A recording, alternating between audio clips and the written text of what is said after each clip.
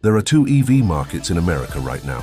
They share the same cars, charging networks and roads, but they operate under different rules, moving in opposite directions, telling different stories about where EVs are headed. One is in crisis, the other just broke an all-time sales record. Understanding both is key to the EV industry in 2026.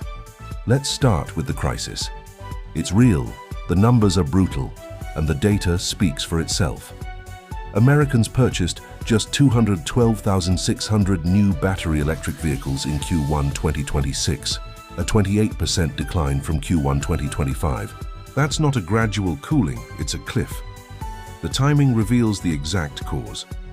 On September 30th, 2025, the $7,500 federal EV tax credit expired. Congress and the administration eliminated it. In the first full quarter without it, new EV sales fell by over a quarter. The credit was more than just an incentive. It was a structural, load-bearing wall for new electric vehicle affordability. When it came down, the wall collapsed. EV market share fell to an estimated 5.8% in Q1 2026, well below the 7.5% peak in Q3 2025. That Q3 peak was an artificial spike, buyers rushing before the credit vanished. The underlying trend is even weaker. New EV inventory ballooned to 130 days supply in February, 46% higher than for combustion vehicles. Dealers have more electric cars than they know what to do with, leading to heavy discounting. Average transaction price for new EVs in February was $55,300, with incentives averaging $7,270, a record 14.2%. Automakers are writing their own discount checks, replacing government credit, and eating the margin loss themselves.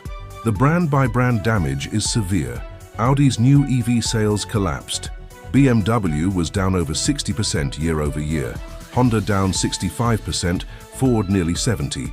Traditional automakers are slowing EV investment. Fewer models will come to market than expected, according to analysts. The industry's projections are shrinking. This pressures manufacturers on current model margins and R&D cost containment for future ones. The new EV pipeline, meant to democratize electric driving, is shrinking in real time. On top of incentive loss, there's the tariff problem.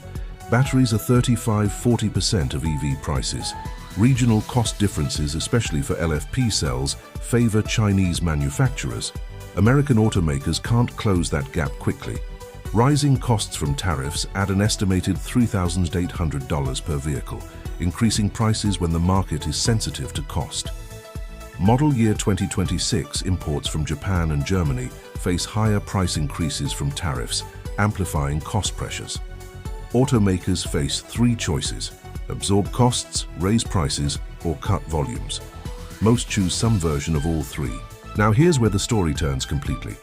While those problems are genuine, the used EV market just had its best month ever. Used EV sales in March 2026 totaled 42,924 units, up 27.7% year-over-year and 53.9% month-over-month. Used EV market share rose to 2.5%. The previous record was in August 2025, fueled by tax credits. The used EV market just beat that number without any government support or tax credit on organic demand alone.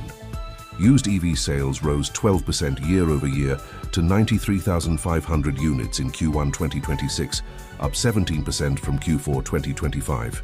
Scott Case, CEO of Recurrent, called 2026 the year of the used EV. That's not hype, it's data-driven. The engine driving this is price. The most striking data point, used EVs now average $34,121. That's within just $1,300 of the $33,187 average for used gasoline vehicles. The gap was over $10,000 in early 2023. The premium to go electric on the used lot has gone from a serious barrier to a rounding error. Factor in fuel savings of $100–300 per month, and that $1,300 premium evaporates in weeks. Now, 18 of 26 brands have average used EV prices below their used gasoline equivalents. Porsche, Lexus, and Toyota show the widest gaps. For nearly 3/4 of major brands, used electric is cheaper.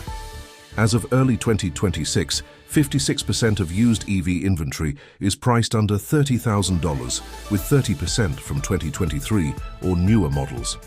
More than half the used EV market is now accessible for under 30 grand. These aren't old, worn-out cars. These are recent generation vehicles from 2- and 3-year leases with modern ranges, current software, and full charging compatibility. Which brings us to the supply story, a structural factor most people completely miss in EV market headlines. Since 2023, over 1.1 million EVs have been leased in the US. These leases are now returning to dealer lots. The used EV market will expand by over 1 million lease returns in the next 2 years. The supply wave is locked in. It doesn't require legislation, new factories, or policy decisions. These cars were leased. They are coming back. The only question is how fast buyers absorb them, and March data says very fast. Used EV days supply is just 42 days, barely 4 days more than comparable used gasoline vehicles. This tight supply alongside record sales tells us used EVs are moving because people genuinely want them. The stigma around buying a used electric car is dissolving as cars become familiar and charging networks expand. Battery reliability data from hundreds of thousands of vehicles accumulates and gets shared publicly. Now, let's talk about the technology gap between these two markets. It's real but shrinking faster than realized. The obvious concern about buying used is the battery. But average expected range climbed to 325 miles in 2026, up from 293 miles in 2025, driven by bigger batteries, smarter thermal management, and improved aerodynamics. A 3-year-old EV with 280 miles of range still delivers most of that today. Battery degradation is just 2 to 3% per year, meaning a 2023 model year vehicle still has well over 90% of its original capacity in 2026. That's not a meaningful loss. On the new side, technology is improving, but pricing remains the barrier. If battery prices decline, automakers gain flexibility, lower vehicle prices, longer ranges, or new models for price-sensitive segments. Some affordable models are arriving. Rivian R2 at $55,000, new Chevrolet Equinox EV and Kia EV models under $40,000, and a growing number targeting the $30,000 to $35,000 bracket. But even at those prices, without the tax credit as a bridge, the gap between what consumers can afford and what automakers need to charge remains stubbornly wide. Costs inflated by tariffs, labor, and supply chain complexity contribute to this. So where does the market go from here? And what does this mean for the longer arc of EV adoption in America? The used market keeps accelerating through 2026 and deepens in 2027 as the lease return wave peaks. Prices on used EVs stay competitive, potentially dipping further as supply outpaces demand in certain segments, giving millions of Americans previously priced out of electric driving their first real on-ramp.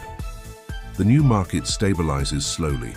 Automakers are rethinking pricing, incentives, and model mix to align with realistic adoption rates rather than hype-driven projections.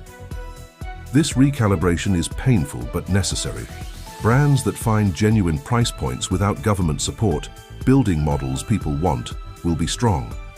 Those that relied on mandates and subsidies are writing write-down checks now. The longer-term direction of this market is not in question. Declining battery prices are a key force, not policy mandates alone, but fundamental economic viability.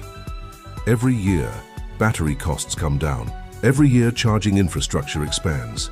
Every year, new EV owners discover cheaper, easier, more reliable cars.